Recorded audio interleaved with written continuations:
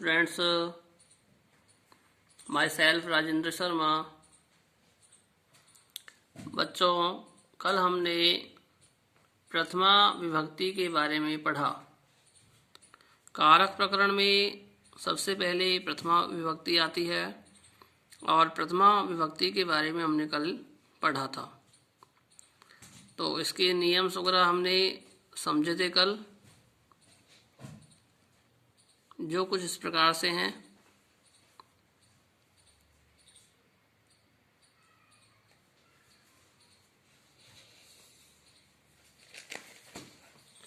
ये सारे नियम से प्रथमा विभक्ति के हैं।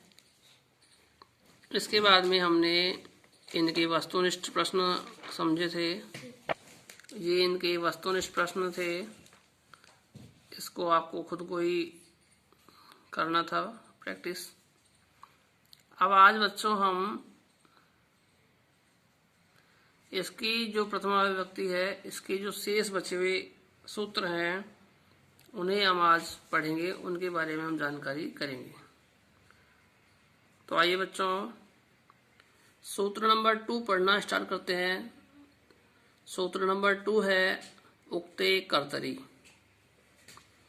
इसका सीधा सा अर्थ हुआ कि उक्त कर्ता में प्रथमा विभक्ति होती है, यानी जो कहने वाला जो कर्ता है, कार्य करने वाला जो है, उसमें हमेशा प्रथमा विभक्ति का प्रयोग हो जाता है। इसके बाद कर्तृवाच्य में कर्ता उक्त रहता है। ये कह रहा है कर्तृवाच्य हम बनाते हैं पैसिव वॉइस, एक्टिव वॉइस, तो उसमें जब वह जो कर्ता है वही सब कुछ रहता है, उसके ऊपर सब कुछ डिपेंड करता है। कर्तृवाच्य में कर्ता उक्त रहता है। ठीक है बच्चों, तो कर्ता के अनुसार ही वर्ब बनती है, यानी क्रिया लगाई जाती है।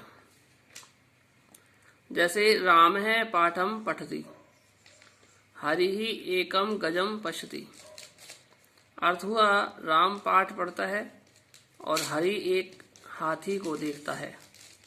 तो यहाँ बच्चों देखिए, राम है कर्ता है, सब्जेक्ट, पाठम कर्म है यानी ऑब्जेक्ट है, और पठति क्रिया है अर्थात वर्ब है।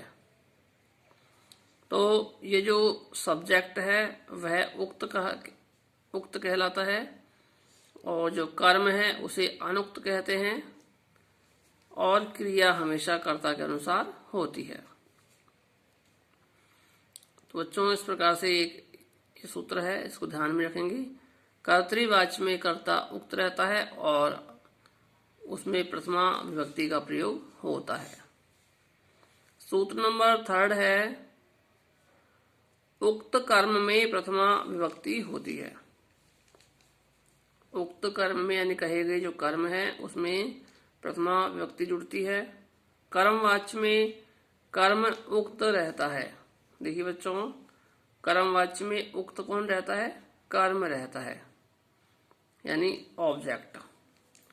ऑब्जेक्ट के अनुसार ही हम वर्ब का प्रयोग करते हैं। किसमें? कर्मवाच्य के वाक्य बनाने में। जैसे रामेण पाठ है पठ्यते, हरिणा एक है गज दृश्यते। देखिए बच्चों, ऊपर दिया गया राम है पाठम पठति, तो यहाँ राम जो शब्द है उसमें तो इसकी थर्ड विभक्ति जुड़ जाएगी और बनेगा रामेण। पाठम शब्द है वह कर्म है, कर्तृवाच्य में, वहाँ द्वितीय विभक्ति का प्रयोग हो रहा है। और यहाँ हम जब कर्मवाच्य इसका बनाएंगे तो इस कर्म में प्रथमा विभक्ति का प्रयोग हो जाएगा और बनेगा हमारा पाठ है। पाठम के स्थान पर पाठ है बन जाएगा। इसके अलावा जैसे कर्तृवाच्य है उसमें तो वर्ब और सब्जेक्ट के अनुसार होती है।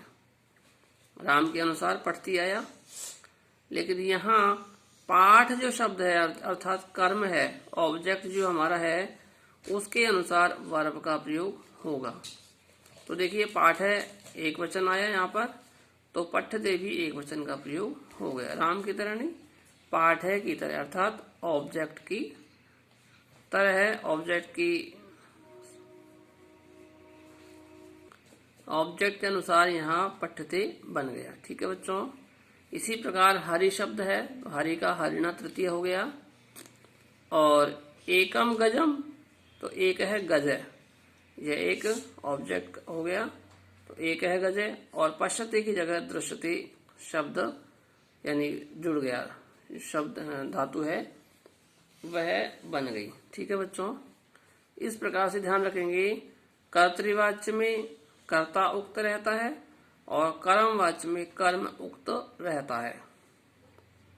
प्रथमा विभक्ति का जब कर्तृवाच्य में प्रयोग करेंगे तो राम जो शब्द है यानी सब्जेक्ट है उसमें प्रथमा विभक्ति जुड़ेगी, कर्म में द्वितीय जुड़ेगी और क्रिया कर्ता के अनुसार होगी।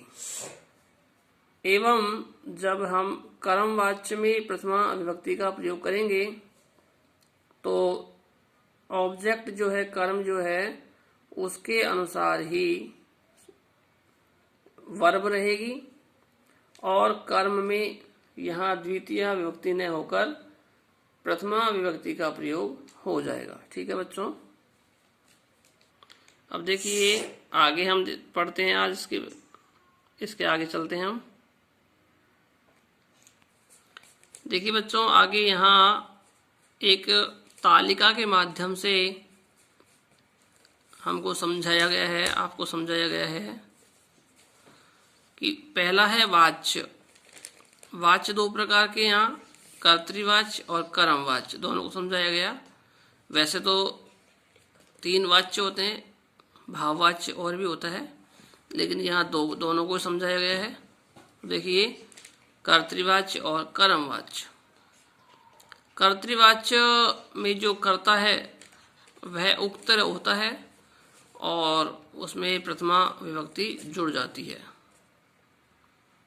वहीं कर्मवाच्य में जो कर्ता है वह अनुक्त होता है और उसमें प्रथमा की जगह तृतीय विभक्ति का प्रयोग होता है।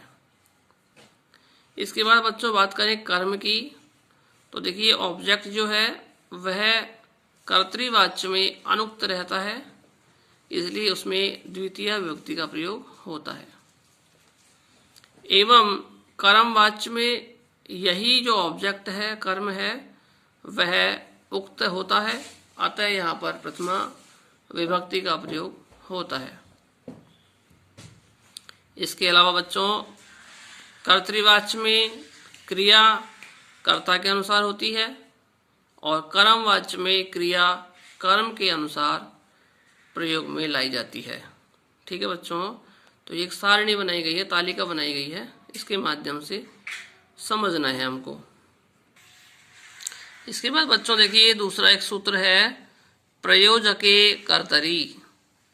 इसका अर्थ हुआ प्रयोजक अर्थात प्रेरणा देने वाला।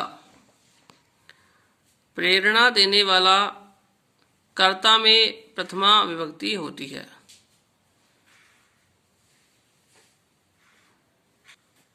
ऐसा शब्द जिसमें प्रेरणा मिले तो वहाँ पर कर्ता में प्रथमा विभक्ति का प्रयोग होता है। जैसे गीता अपने पुत्र से खाना पकवाती है, तो यहाँ अपने पुत्र से खाना पकवा रही है अर्थात प्रेरणा दे रही है खाना बनाने की।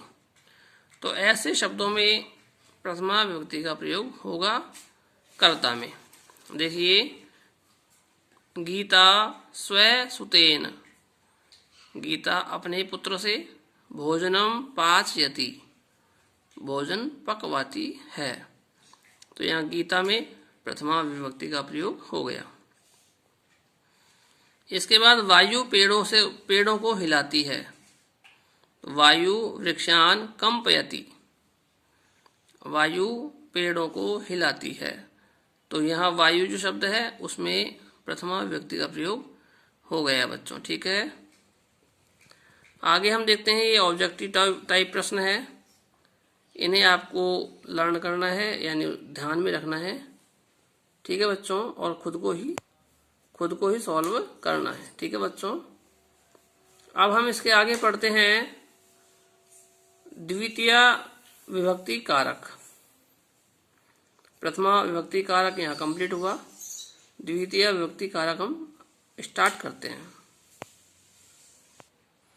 देखिए बच्चों, द्वितीय विभक्ति जो कारक है उसे हम पढ़ते हैं। सूत्र नंबर फर्स्ट इसका कर्तुरीप्सिततमं कर्म।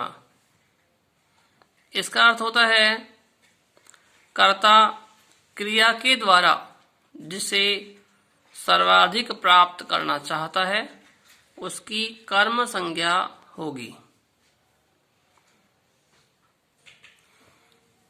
अर्थात कर्ता जिसको सबसे अधिक चाहता है उसकी कर्म संज्ञा होती है। यह सूत्र केवल कर्म संज्ञा का काम करता है।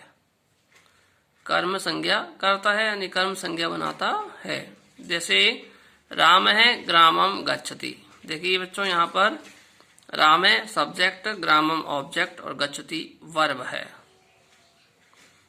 वर्ब से बना हुआ शब्द है।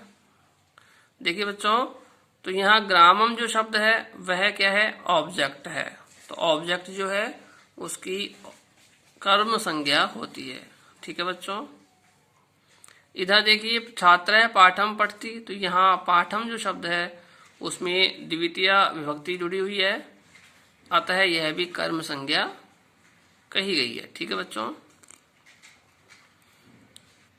सूत्र नंबर 2 है हमारा कर्मणि द्वितीया। अर्थात अनुक्त कर्म में द्वितीय विभक्ति होती है। अनुक्त कर्म उक्त कर्म हमने फर्स्ट विभक्ति में पढ़ लिया, उसको समझ लिया। तो देखिए अनुक्त कर्म में द्वितीय विभक्ति होती है। दूसरा इसमें है कर्तृवाच्य में कर्म अनुक्त रहता है, जो कि हमने प्रथमा विभक्ति में अभी भी पढ़ा था। ठीक है बच्चों। जैसे राम है ग्रामम गच्छति।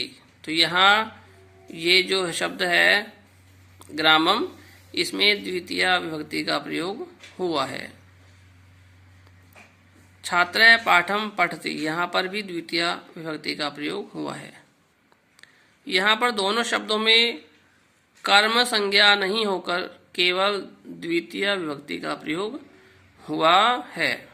ठीक है बच्चों, क्योंकि यहाँ जो ग्रामम जो शब्द है, पाठम जो शब्द है, वह अनुक्त कर्म है। ठीक है बच्चों। और ये अनुक्त कर्म कर्तृवाच्य में जुड़ता है। इसके नीचे कुछ क्वेश्चन दिए गए हैं। देखिए बच्चों, इनको आप थोड़ा सा एक बार ध्यान में निकालेंगे, इन्हें पढ़ेंगे आप। ठीक है बच्चों।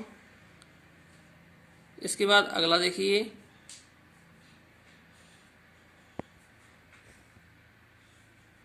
इसके बाद बेटा देखिए थर्ड सूत्र है हमारा अधि क्षीण स्थासाम कर्म। इसका अर्थ हुआ अधि उपसर्ग पूर्वक सी स्था आस धातु के आधार को कर्म संज्ञा होगी। सीधा सा अर्थ इसका यह है कि सी धातु, स्था धातु तथा आस धातु से पहले यदि अधि उपसर्ग लगा हुआ हो, अधि उपसर्ग जुड़ा हुआ हो, तो ऐसे शब्द को आधार संज्ञा होती है। धातु के आधार को कर्म संज्ञा होगी। दूसरा नियम से इसमें आधार को कर्म संज्ञा होने का तात्पर्य है सप्तमी विभक्ति को द्वितीय विभक्ति हो जाती है। यानी होनी तो चाहिए सप्तमी विभक्ति, लेकिन हो रही है द्वितीय विभक्ति। ठीक है बच्चों। ये एक प्रकार से उपपद विभक्ति का उदाहरण है।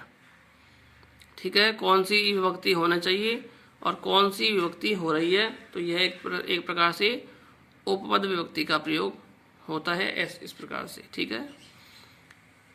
एग्जाम्पल देखते हैं। अधि प्लस सी, सी अण क्षीण या अधि सी,